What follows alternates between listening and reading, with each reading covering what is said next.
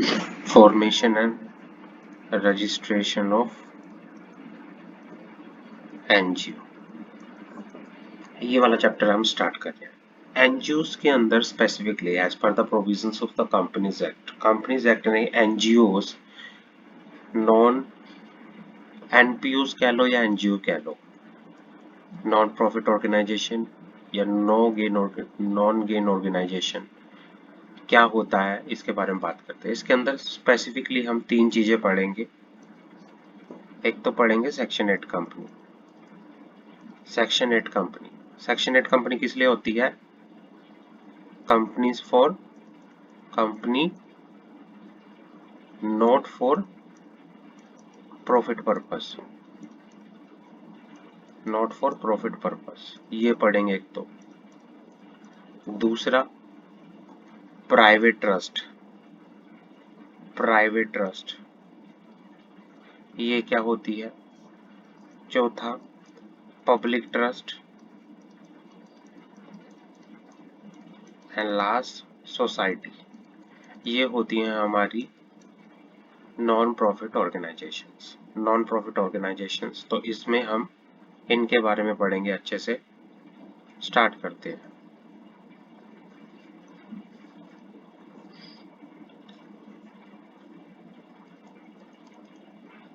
इसमें पढ़ेंगे कि इनके अंदर आता क्या क्या है। सेक्शन 8 कंपनी, ट्रस्ट, सोसाइटी, वो पढ़ते हैं। तो आज का हमारा जो टॉपिक है वो है section 8 company. Section 8 company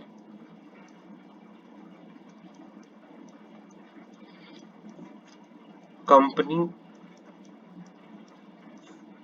not for profit purpose, not for profit purpose, section 8 में आती है वो, as per the companies act. पढ़ते हैं सेक्शन 8 कंपनी। सेक्शन 8 कंपनी, जो सेक्शन 8 कंपनी का प्रोविजंस था, जो सेक्शन 8 कंपनी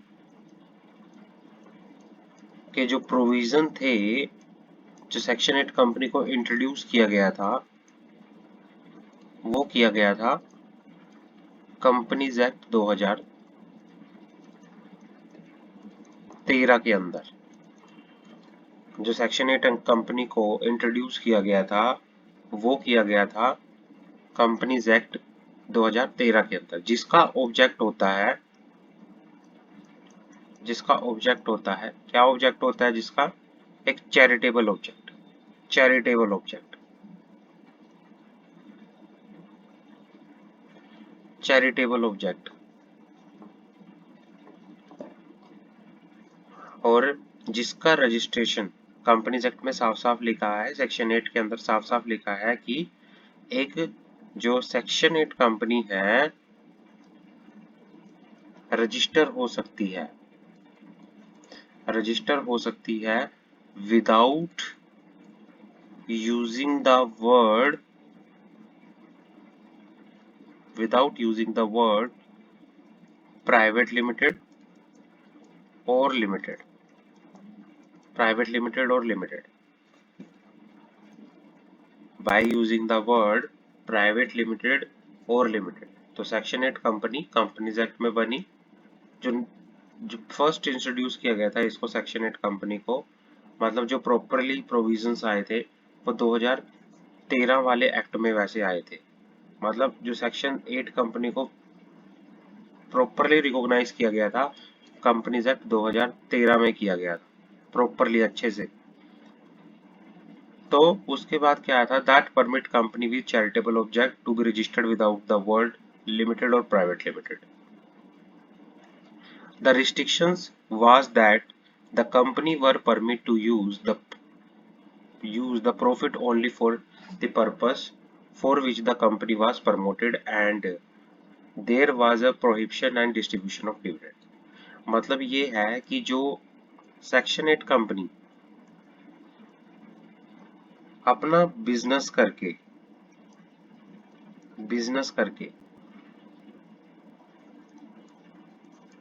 प्रॉफिट जनरेट करेगी, प्रॉफिट जनरेट करेगी, उस प्रॉफिट का यूज वो अपने बिजनेस में ही लगाए, अपने मतलब ऑब्जेक्ट को पूरा करने में ही लगाएगी, अपने ऑब्जेक्ट को पूरा करने में, फुलफिल करने में ही यूज करेगी। और जो सेक्शन 8 कंपनी होती है, जो सेक्शन 8 कंपनी होती है वो डिविडेंड डिक्लेयर नहीं कर सकती, प्रोहिबिशन है। सेक्शन 8 कंपनी पे प्रोहिबिशन है to declare dividend, to declare dividend. Clear है यहां तक?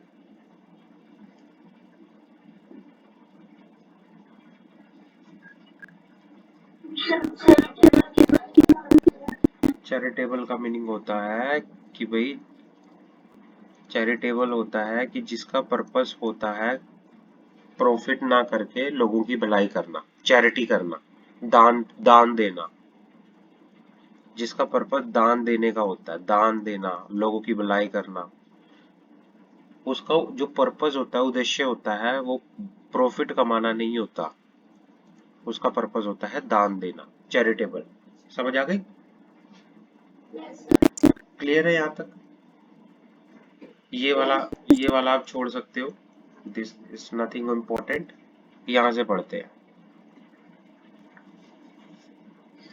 The companies act 2013, the Companies Act 2013 continue with the provision of such company and provide for a framework for the same under Section 8 of the Companies Act 2013.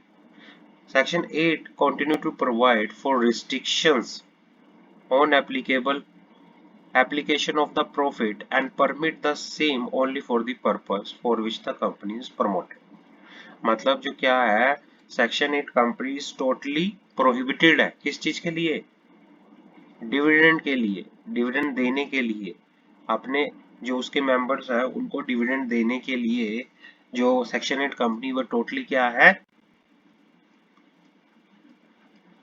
Totally prohibited है, totally prohibited है किस चीज के लिए? Dividend के लिए, dividend के लिए नहीं दे सकती वो डिविडेंड। उस प्रॉफिट का यूज वो सिर्फ किसके लिए करेगी? अपने ऑब्जेक्ट के लिए, जिस ऑब्जेक्ट के लिए कंपनी बनी है, जिस ऑब्जेक्ट के लिए कंपनी बनी है सिर्फ उसी ऑब्जेक्ट के लिए ये यूज करेगी। Company incorporated under section 8 of the companies act for the promotion of, इसका अब क्या होता है, बात करते हैं। जो सेक्शन 8 कंपनी होती है, सेक्शन 8 कंपनी, सेक्शन 8 कंपनी, अब इनके ऑब्जेक्ट्स क्या क्या होते हैं? ऑब्जेक्ट्स क्या क्या हो सकते हैं? जैसे promotion of, promotion of art, कला, commerce, science, education, environment,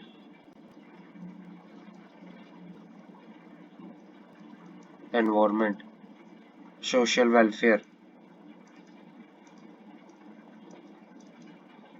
religion, sports, charity, etcetera, ये इसके ऑब्जेक्ट होते हैं। सेक्शन 8 कंपनी की ये क्या होते हैं? ऑब्जेक्ट होते हैं। अगर फिर मैं मोटा मोटी बात करूं, सेक्शन 8 कंपनी जो चैरिटेबल पर्पस के लिए बनती है, जो अपना प्रॉफिट क्या है, जो उसका प्रॉफिट होता है उसका यूज वो अपने ऑब्जेक्ट को फुलफिल करने के लिए करती है, टोटली प्रोहिबिटेड है टू डिक्लेयर द डिविडेंड। और उसके ऑब्जेक्टिव ऑब्जेक्टिव क्या होते हैं? To promotion of commerce, art, science, sports, education, research, social welfare, ये सारे के सारे इसके क्या होते हैं? ऑब्जेक्टिव होते हैं, ऑब्जेक्टिव होते हैं। अगर कोई ये इनकम अर्न करती है, इसको प्रॉफिट होता है, तो उस प्रॉफिट का यूज क्या करेगी कंपनी? अपने ऑब्जेक्ट को पूरा करने में, प्रमोट करने में, अपने ऑब्जेक्ट को पूरा करने में उसका यूज करेगी। क्लियर है यहाँ तक? आगे बढ़े।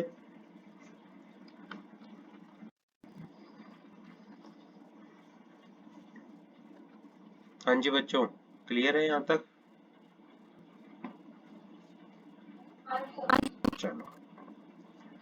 Regulatory framework for section 8 company. अब सेक्शन 8 कंपनी के अंदर क्या लिखा हुआ है वो बात करते हैं। सेक्शन 8 कंपनी के ऊपर क्या लिखा हुआ है, कंपनीज एक्ट के अंदर क्या प्रोविजंस है वो बात कर लेते हैं। Where it is proved to the satisfaction of central government that a person या association of person proposed to be registered under this act as a limited liability company। आप क्या करोगे, किसी भी कंपनी को अगर not for profit purpose business करना है, जैसे promotion of commerce, art, science, religion, इस तरह के ऑब्जेक्ट करने हैं, तो उसको क्या करना पड़ेगा, सेंट्रल गवर्नमेंट से लाइसेंस लेना पड़ता है। उसको सेंट्रल गवर्नमेंट से लाइसेंस लेना पड़ता है। अगर सेंट्रल गवर्नमेंट को लगा, where it is prove to the central government that a person or a association of person proposed to be registered under this act has a limited liability, has in its objective the promotion of commerce, art, science, sports, education, research, social welfare, religion, charity, protection of environment, or any such other, intend to apply its profit, if any, or income in promoting the object, intend to prohibit the payment of any dividend to its member. अगर देखो आपने application लगाई section 8 के अंदर, आप licence के लिए application किसको लगाओगे, सेंट्रल गवर्नमेंट को। सेंट्रल गवर्नमेंट को अगर लगता है कि भाई जो आपकी कंपनी है उसका जो ऑब्जेक्ट है क्या है, promotion of commerce, art, science, ये कुछ है, और बिजनेस जो आप अपना बिजनेस से इनकम जनरेट करोगे, प्रॉफिट करोगे, तो उस प्रॉफिट का यूज भी आप किस लिए करोगे, ऑब्जेक्ट को प्रमोट करने के लिए, ये फुलफिल करने के लिए। और आप टोटली प्रोहिबिट हो किस चीज के लिए, डिविडेंड डिक्लेयर करने के लिए। अगर आप ये क्राइटेरिया फॉलो कर रहे हो, the central government may issue licence is such manner as may be prescribe. Central government आपको क्या कर देगी, लाइसेंस इशू कर देगी in a such manner as may be prescribed और on such condition as it deem fit.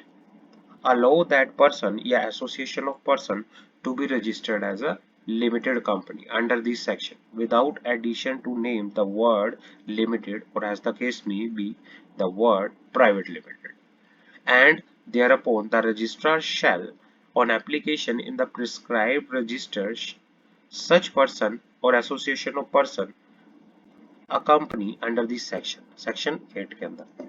मतलब किसी भी सेक्शन 8 कंपनी को अगर ये बिजनेस करना है तो पहले तो उसको ये 3 कंडीशन फुलफिल करनी पड़ेगी, फिर उसको सेंट्रल गवर्नमेंट को एप्लीकेशन लगानी पड़ेगी, किसके लिए, लाइसेंस के लिए। अगर सेंट्रल गवर्नमेंट को लगा कि ये कंपनी क्या कर रही है, तीनों की तीनों कंडीशंस को फुलफिल कर रही है, तो उसको सेंट्रल गवर्नमेंट क्या करेगी, लाइसेंस इश्यू कर देगी। जैसे ही लाइसेंस इश्यू सेंट्रल गवर्नमेंट करेगी, जैसे ही लाइसेंस इश्यू करेगी सेंट्रल गवर्नमेंट, साथ ही साथ आरओसी क्या करेगी, आरओसी को आप क्या लगाओगे, एप्लीकेशन लगाओगे रजिस्ट्रेशन के लिए। आरओसी को एप्लीकेशन लगाओगे और आरओसी आपको एज अ कंपनी क्या कर देगी, रजिस्टर कर देगी। एज अ कंपनी आप क्या कर देगी, रजिस्टर कर देगी। और आप सेक्शन 8 कंपनी रजिस्टर जो होती है without using the word private और पब्लिक लिमिटेड, प्राइवेट और पब्लिक जो भी है, प्राइवेट लिमिटेड और लिमिटेड जो भी वर्ड होते हैं, ये इसको यूज किए बिना ही एक सेक्शन 8 कंपनी क्या हो जाती है, इनकॉर्पोरेट हो जाती है, रजिस्टर हो जाती है। क्लियर है।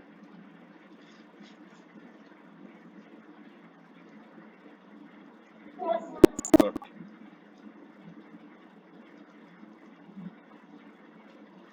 आगे बढ़ते हैं। रूल 19, रूल 19 की बात कर लेते हैं। रूल 19 कहता क्या है वो बात कर लेते हैं एक बार। Rule 19, rule 19 of the Company Incorporation Rule 2014, Rule 19 of the Company Incorporation Rule 2018, license under Section 8 for new company with charitable object। Rule 19 के अंदर हम क्या करते करते हैं, लाइसेंस के लिए अप्लाई करते हैं, लाइसेंस के लिए अप्लाई करते हैं।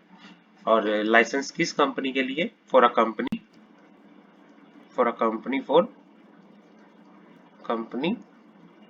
With charitable objective, for a company with charitable objective. अब इसमें बात कर लेते हैं बच्चों, रूल 19 के अंदर किस तरह से एप्लीकेशन लगेगी बात कर लेते हैं। पर्सन या association of person desires of incorporating a company with limited liability under section 8, कोई पर्सन या ग्रुप ऑफ पर्सन, कोई पर्सन या group of person, association of person, वो क्या करना चाहता है? सेक्शन 8 कंपनी बनाना चाहता है, सेक्शन 8 कंपनी बनाना चाहता है without addition to the name the word limited और एज द केस में बी प्राइवेट लिमिटेड। वो क्या करेगा? एप्लीकेशन लगाएगा, और एप्लीकेशन कौन से फॉर्म के अंदर लगेगी? INC 32, INC 32 के अंदर। स्पाइस फॉर्म कहते हैं इसको, स्पाइस प्लस फॉर्म। ये किसी भी कंपनी को इनकॉर्पोरेट करने के लिए जो फॉर्म लगता है उसको कहते हैं स्पाइस प्लस वेब फॉर्म। ये वेब बेस्ड फॉर्म होता है, इसको INC 32 भी कहा जाता है, स्पाइस प्लस INC 32।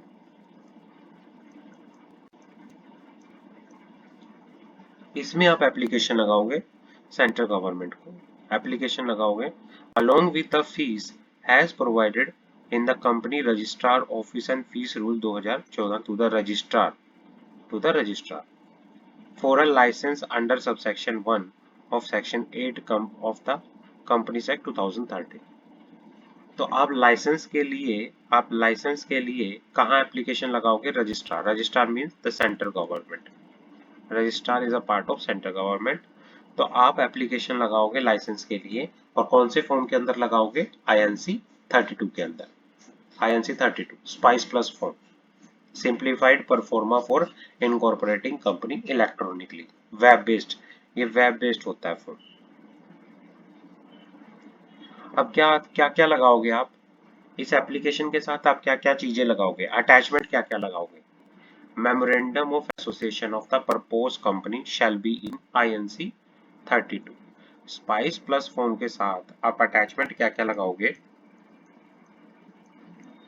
पहली अटैचमेंट लगाओगे INC 13, INC 13। ये क्या है? Memorandum of the proposed company कौन सी? Section 8 company. The application sub rule 1 shall be accompanied by the following document. और कौन कौन से डॉक्यूमेंट लगेंगे? Memorandum of association, article of association, MOA and AOA, ये लगेगा। दूसरा क्या लगेगा? डेक्लेरेशन कौन देगा? डेक्लेरेशन दी जाएगी INC 14 के अंदर। और कौन देगा? A declaration in form INC 14 by the advocate, chartered accountant, cost accountant या company secretary in practice that the memorandum and article of association have been drawn up in conformity with the provision of section 8 and the rules made thereunder, and that all the requirement of the act and the rules made thereunder relating to the registration of company under section 8 and matter incidental and supplemental thereto have been complied with। मतलब इसके साथ अभी क्या करोगे? Form लगाओगे। Form application form कौन सा है? INC 32। उसके साथ आप INC 13 जो कि मेमोरेंडम है, memorandum of association of company, INC 14 declaration कौन देगा? या तो एडवोकेट देगा, या CA देगा, या CS देगा, या चार्ट कॉस्ट अकाउंटेंट देगा, जो भी प्रैक्टिस में। और वो किस रिगार्डिंग डेक्लेरेशन देंगे? दैट जो मेमोरेंडम है या article of association of company है उसको बनाया गया है, have been drawn up in conformity with the provision of section 8 company, section 8 company के अकॉर्डिंगली उसको प्रॉपर्ली, और जो रूल्स हैं उसको प्रॉपर्ली बनाया गया है।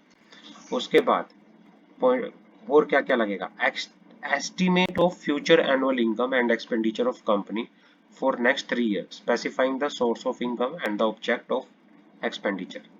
मतलब कंपनी ये भी बता के चलेगी कि भाई अगले आने वाले 3 साल के अंदर कंपनी की कितनी एस्टिमेट फ्यूचर इनकम होगी। अगले अगले 3 साल के अंदर कंपनी की कितनी एस्टिमेटेड इनकम होगी और वो इनकम कंपनी कहाँ से कमाएगी, सोर्स भी बताएगी इनकम कमाने का, सोर्स भी बताएगी। और लास्ट में declaration by each person making the application in form INC 15। और लास्ट में जो होगा डेक्लेरेशन दी जाएगी। डेक्लेरेशन कौन देगा?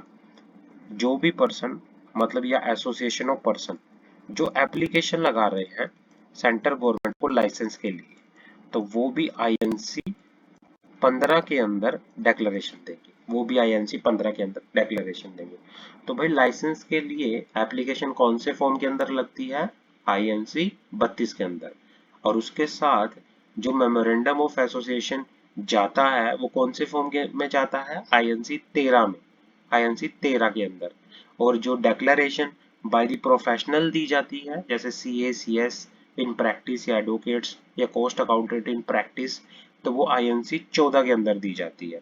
साथ में कंपनी अपना 3 साल का फ्यूचर का एस्टिमेट इनकम बताएगी कितना होगा, और वो कहाँ से कंपनी क्या करेगी, उसको उस इनकम को कहाँ से जनरेट करेगी वो भी बताएगी। और साथ में जो पर्सन एप्लीकेशन लगा रहे हैं वो भी INC 15 के अंदर अपना क्या देंगे? डेक्लेरेशन देंगे। ये बात करता है रूल 19 की। क्लियर है?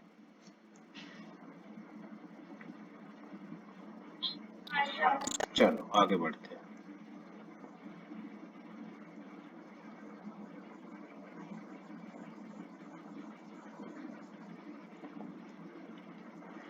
अब रूल 20 बात करते हैं। रूल 20 क्या कहता है? रूल 20,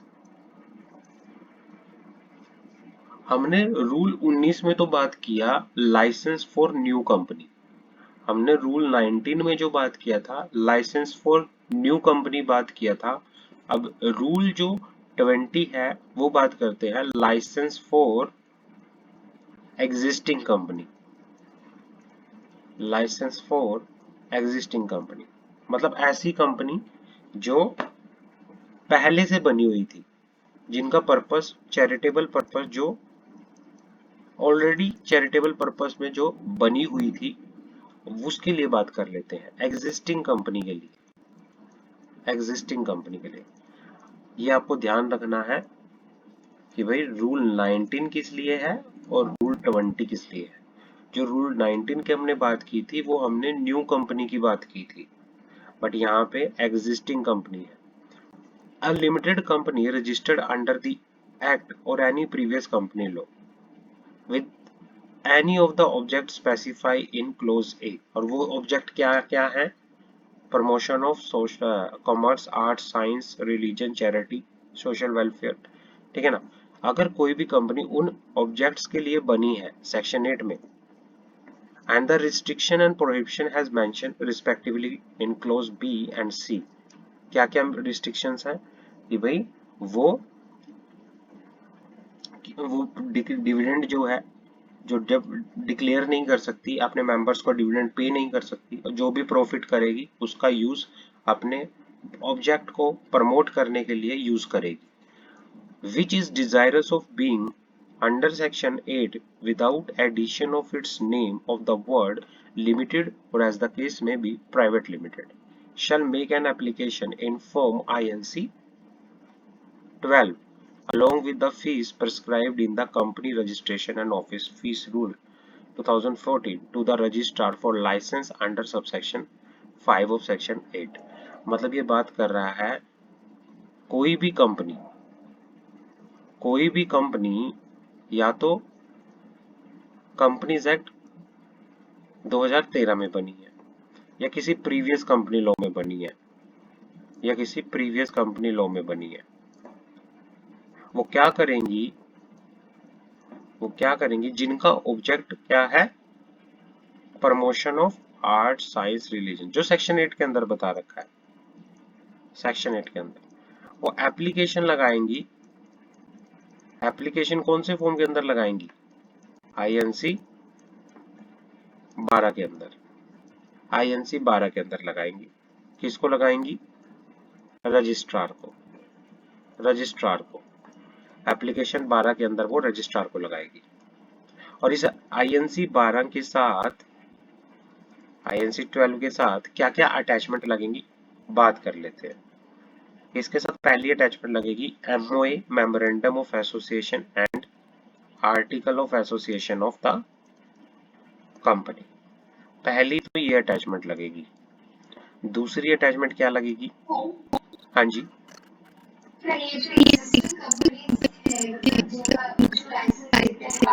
हाँ हाँ,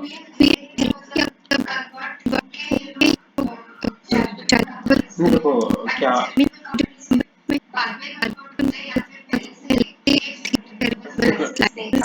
एक्चुअली क्या है कि जो ये लाइसेंस वाली जो रिक्वायरमेंट आई थी ना, ये न्यू एक्ट के अंदर आई थी नवनीता।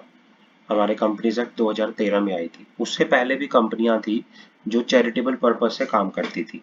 लेकिन जब सेक्शन 8 आया तो सेक्शन 8 में साफ साफ बोला गया कि जितनी भी कंपनी है जिनका पर्पज जो है चैरिटेबल है, जिनका पर्पज चैरिटेबल है, तो उनको अब क्या करना पड़ेगा, अलग से लाइसेंस लेना पड़ेगा सेंट्रल गवर्नमेंट से। और लाइसेंस लेने के लिए उन्हें मोटा मोटी 3 कंडीशन फुलफिल करनी पड़ेंगी। पहली कंडीशन प्रमोशन ऑफ, क्योंकि ये देखा गया था कि कई कंपनी ऐसी थी पुराने एक्ट के अंदर, क्या था, जो चैरिटेबल पर्पस के लिए बनी थी लेकिन वो बिजनेस कर रही थी और वो अब उस बिजनेस से इनकम जनरेट करके अपना फायदा कर रही थी। तो इस चीज को रोकने के लिए सेक्शन 8 के अंदर कंडीशंस आई 3। भाई पहला तो आपका पर्पस चैरिटेबल होना चाहिए। दूसरा, अगर आप बिजनेस करते हो और उससे इनकम कमाते हो तो उसका यूज आप अपने बिजनेस में करोगे। और तीसरा, आप कोई भी डिविडेंड अपने मेंबर्स को नहीं दे सकते। और अगर आप ये तीनों कंडीशन फॉलो कर रहे हो तो फिर आप सेंट्रल गवर्नमेंट को क्या करोगे, एप्लीकेशन लगाओगे लाइसेंस के लिए, फिर आपको लाइसेंस मिलेगा। अगर आपने कोई भी कंडीशन को ब्रीच किया, आपका लाइसेंस जो है वो कैंसिल हो जाएगा, साथ के साथ आपका लाइसेंस सस्पेंड कर दिया जाएगा। क्लियर है? आप फिर, जब तक आपके पास लाइसेंस नहीं है, सेक्शन 8 कहता है कि जब तक आपके पास लाइसेंस नहीं है, आप जो ये जिस पर्पस के लिए आपने ये कंपनी बनाई है ना, आप वो काम कर नहीं सकते। पहले आपके पास लाइसेंस होना चाहिए वो काम करने के लिए। तो ये section 8 company new act companies act के अंदर ये एक चेंज था काफी अच्छा, जो जो 2013 कंपनीज एक्ट के अंदर आया। तो उसी के रिगार्डिंग ये सारे रूल्स बने कि भाई जो रूल्स के अंदर प्रॉपरली बता रखा है कि आपको क्या करना पड़ेगा। क्लियर है?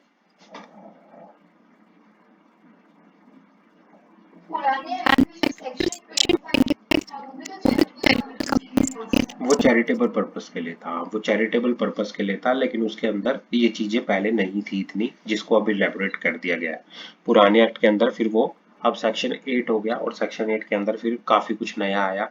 लाइसेंस वाली रिक्वायरमेंट सबसे इंपॉर्टेंट, जो इंपॉर्टेंट रिक्वायरमेंट आई वो थी लाइसेंस वाली। क्लियर है? हाँ।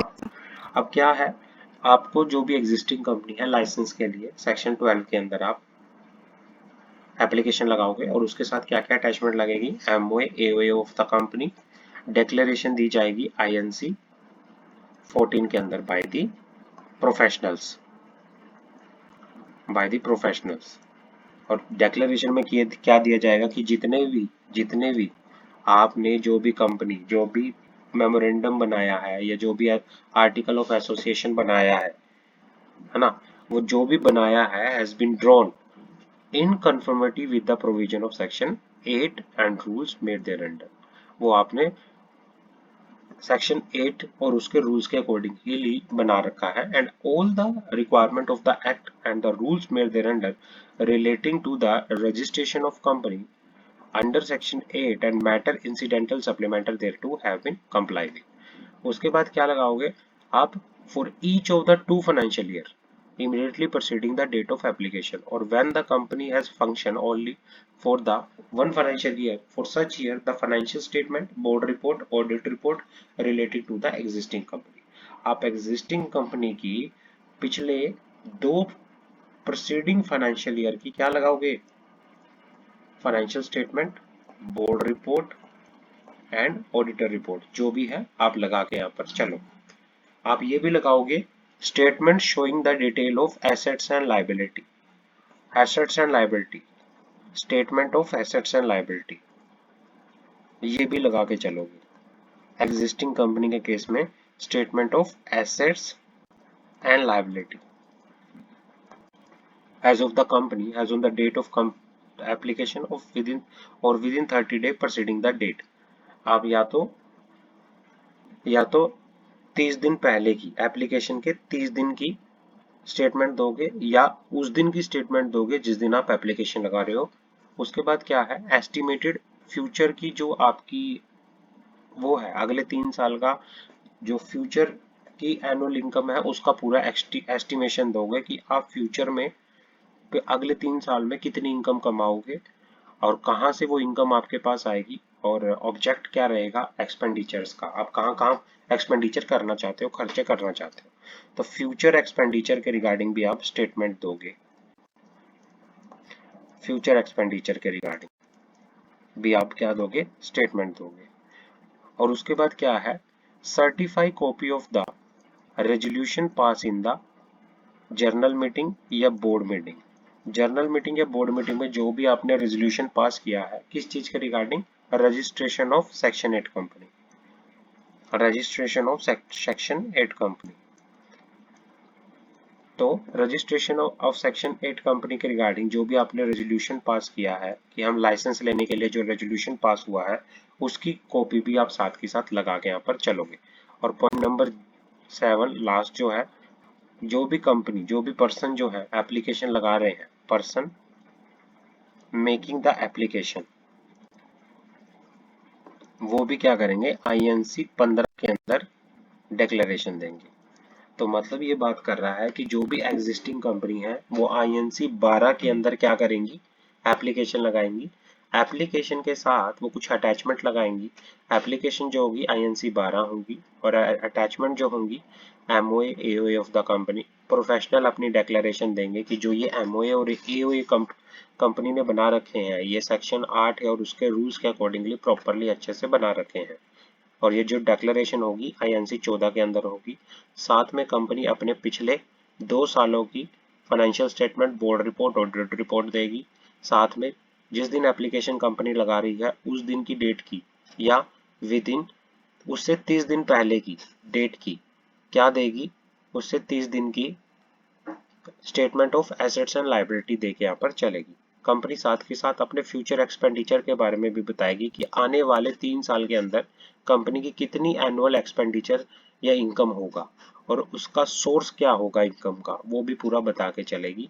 और जो भी रेजोल्यूशन कंपनी ने पास किया है लाइसेंस अप्लाई करने के लिए वो भी साथ के साथ अटैच किया जाएगा। और लास्ट में जो भी पर्सन क्या कर रहा है, एप्लीकेशन लगा रहा है फॉर्म INC 15 के अंदर, उसके साथ वो डेक्लेरेशन भी दी जाएगी, उस पर्सन द्वारा डेक्लेरेशन भी दी जाएगी। क्लियर है यहां तक?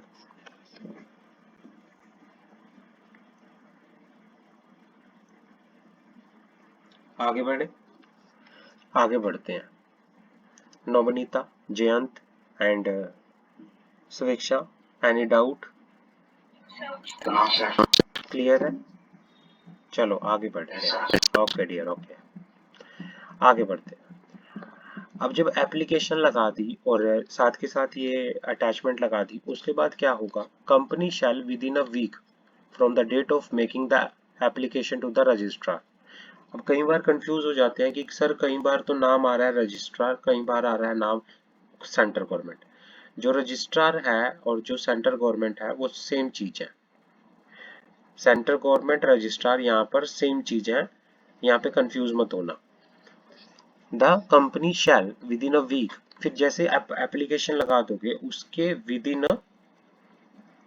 अ वीक कंपनी क्या करेगी, पब्लिश करेगी notice at its own expenses, at its own expenses, and a copy of notice has published shall be sent forthwith to the registrant, and the said notice shall be in INC 26 and shall be published। मतलब company हफ्ते के with in a week, जिस दिन company क्या कर लेगी, application लगा लेगी, एप्लीकेशन लगाएगी in INC 12 to the registrar। Registrar को जो एप्लीकेशन लगाएगी उसके हफ्ते के अंदर अंदर कंपनी क्या करेगी, पब्लिश करेगी एक नोटिस को, और उस नोटिस की कॉपी किसको देगी, रजिस्ट्रार को। और जो ये नोटिस है ये पब्लिश किस में किया जाएगा, ये नोटिस जो है पब्लिश किस, जो ये नोटिस है किस फॉर्म के अंदर होगा, आईएनसी 26 फॉर्म के अंदर।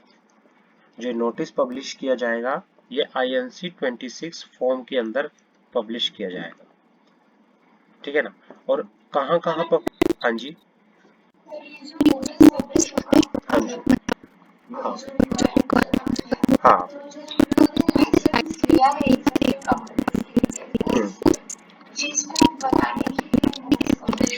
हाँ, इस चीज में प्रॉपरली बताया जाएगा कि भाई we had made the application to the central government to be registered as a section 8 company. From now we have registered under section 8 company properly, and our object is of promotion of properly social arts as reason। So from this date, जिस दिन आपकी application लगी और जब वो approval हो जाएगी उस दिन के बाद जो भी आप लोगों को कुछ भी इनकम दे रहे थे या जो भी आप लोगों का बेनिफिट कर रहे थे वो नहीं कर सकते, मतलब पर्सनली बेनिफिट अपने मेंबर्स का नहीं कर सकते। You have to be inform to the public properly accordingly, ताकि आप किसी की नो ऑब्जेक्शन ले सको कि भाई अगर किसी को ऑब्जेक्शन है तो वो अपनी ऑब्जेक्शन रेज कर सके। क्लियर है? हाँ, तो जो ये नोटिस है वो INC 26 के अंदर लगेगा, और इसमें क्या क्या लगेगा और कौन सी आप न्यूज़पेपर के अंदर इसकी वो दोगे, एडवर्टीजमेंट दोगे। INC 26 फॉर्म में नोटिस दिया जाएगा at least once in vernacular language. Vernacular language, vernacular language में दोगे, यानी लोकल लैंग्वेज में दोगे, लोकल लैंग्वेज में जहां पर आपका प्लेस ऑफ बिजनेस है, रजिस्टर्ड ऑफिस है, जिस डिस्ट्रिक्ट के अंदर आपका क्या है, रजिस्टर्ड ऑफिस है, ठीक है ना। और एक जिस आज और किस में दोगे, and one in English newspaper जो आपके एरिया के अंदर वाइड सर्कुलेशन में है, मतलब ज्यादा लोग पढ़ते हैं जिस इंग्लिश न्यूज़पेपर को, लाइक हिंदुस्तान टाइम हो गया, HT हो गया, हिंदुस्तान टाइम, इस तरह से। और साथ में ही इस नोटिस को आप कहाँ पब्लिश करोगे, on the website of the notified by the central government. और वेबसाइट पे भी क्या करोगे, has been notified by the central government. वहां भी प्रॉपरली इस एडवर्टीजमेंट को आप, इस पब्लिक नोटिस को आप प्रॉपरली पब्लिश करोगे। बाद में पढ़ते हैं। The registrar may require the applicant to furnish the approval or concurrence of appropriate authority, regulatory body, department or ministry of central government or state government।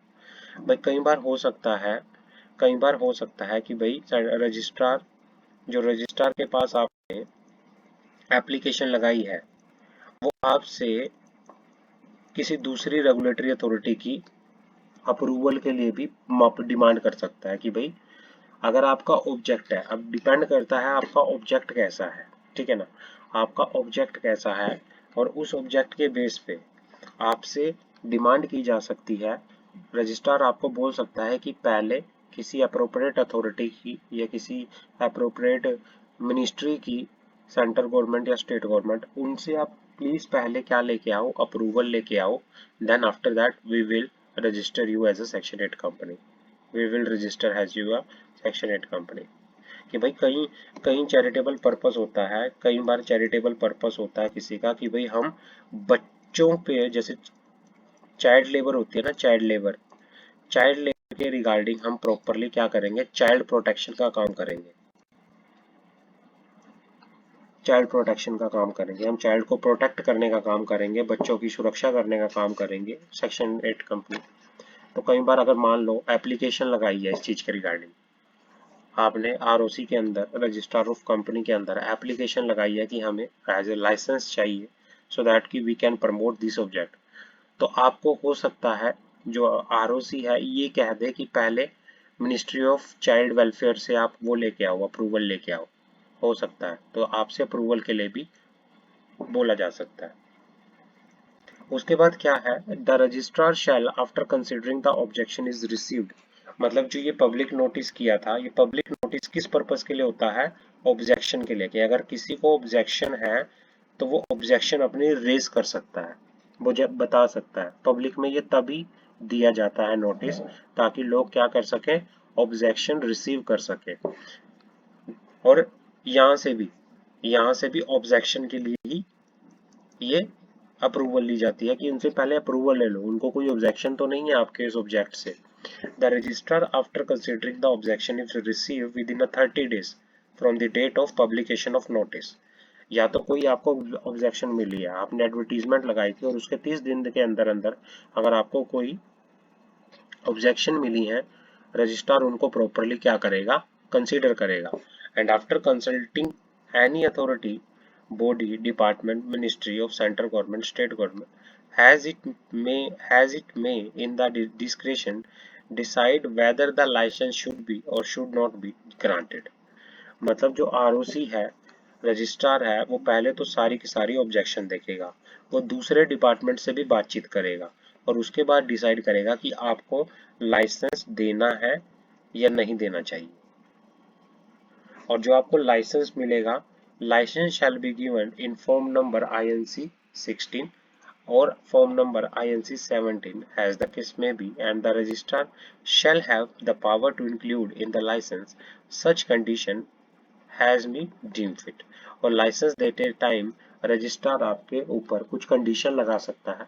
जो लाइसेंस आपको मिलेगा वो कौन से फॉर्म्स के अंदर मिलेगा, फॉर्म INC 16 या फॉर्म INC 17। और आपको जब लाइसेंस दिया जाएगा तो आरओसी आप पे प्रॉपरली क्या कर सकता है, कंडीशन लगा के लाइसेंस दे सकता है। Registrar may direct the company to insert in its memorandum और इट्स आर्टिकल और पार्टली इन वन और partly in another such condition of license as may be specified by the registrar in this behalf। उसको ये भी कह सकता है registrar कि भाई जो मैंने आपको लाइसेंस देते टाइम कंडीशंस बताई हैं, उन कंडीशंस को आप अपने मेमोरेंडम के अंदर या आर्टिकल ऑफ एसोसिएशन के अंदर या पार्टली कुछ कंडीशन मेमोरेंडम में, कुछ कंडीशन आर्टिकल में आप इंसर्ट करोगे, बताओगे। क्लियर है यहाँ तक, कोई डाउट किसी तरह का? स्टेफ नवनीता, जयंत, स्वेच्छा, किस एनी डाउट इन इट्स? चलो आगे बढ़े। अब बात आती है आगे की। हमने यहाँ तक पढ़ लिया, हमने बात कर ली कि भाई हमने सेक्शन 12 के अंदर जितनी भी अटैचमेंट लगानी थी आरओसी को दे दी। आरओसी में जैसे ही हमने एप्लीकेशन फाइल करी उसके हफ्ते के अंदर अंदर हमने न्यूज़पेपर भी लगा दी, पब्लिश नोटिस भी पब्लिश कर दिया न्यूज़पेपर के अंदर इनफॉर्म INC 26 के अंदर।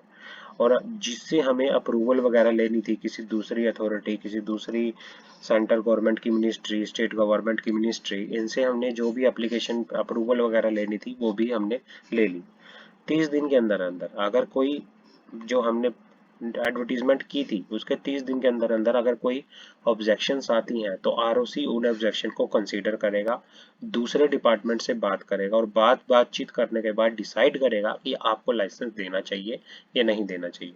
आरओसी आपको लाइसेंस इश्यू कर देगी बट कुछ कंडीशंस के साथ करेगी और उन कंडीशन को आपको क्या करना पड़ेगा, अपने मेमोरेंडम में और अपने आर्टिकल में क्या करना पड़ेगा, प्रॉपरली बताना पड़ेगा। अब पॉइंट नंबर 2 पढ़ते हैं। The company registered under this section shall enjoy the all privileges and subject to all obligation of the limited company। मतलब जो सेक्शन 8 कंपनी होती है, जितने भी फायदे होते हैं, जितने भी नुकसान होते हैं, जितनी भी ऑब्लिगेशंस होती हैं एक लिमिटेड कंपनी की, सारे के सारे बेनिफिट, सारे के सारे डिसएडवांटेज, सारे के सारे ऑब्लिगेशंस, सारे के सारे प्रिविलेजेस जो हैं ये एंजॉय करती है, इसके ऊपर भी एप्लीकेबल होते हैं। उसके बाद बात करते हैं पॉइंट नंबर 3। अ फर्म में B member of company registered under this section. देखो क्या होता है, अगर मैं फर्म की बात, ये कौन सी फर्म की बात कर रहा है, पार्टनरशिप फर्म, पार्टनरशिप फर्म की, कि क्या एक क्वेश्चन राइज होता है, क्या फर्म, जो फर्म है वो मेंबर हो सकती है क्या? फर्म किसी कंपनी की मेंबर हो सकती है क्या? अगर मैं जनरली बात करूं, जनरली नो। रीजन क्या है? Because the partnership firm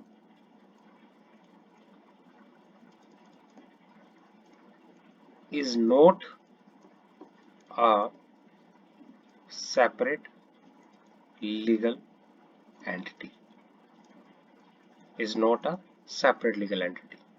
but इसकी एक एक्सेप्शन है, जनरल रूल की एक्सेप्शन है। एक्सेप्शन क्या कहता है कि for section 8 read with rule जो है 20,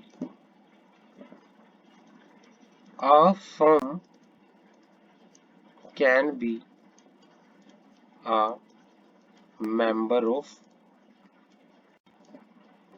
सेक्शन 8 कंपनी।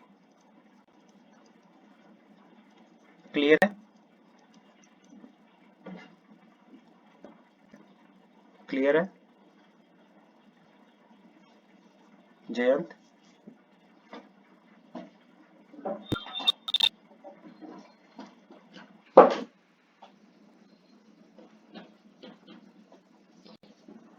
आगे बढ़ते हैं। A company registered under this section shall not be alter the provision of memorandum or article except with the previous approval of central government। अगर आप अपना MOA या AOA के अंदर सेक्शन 8 कंपनी को चेंज कर रही है, अल्ट्रेशन कर रही है,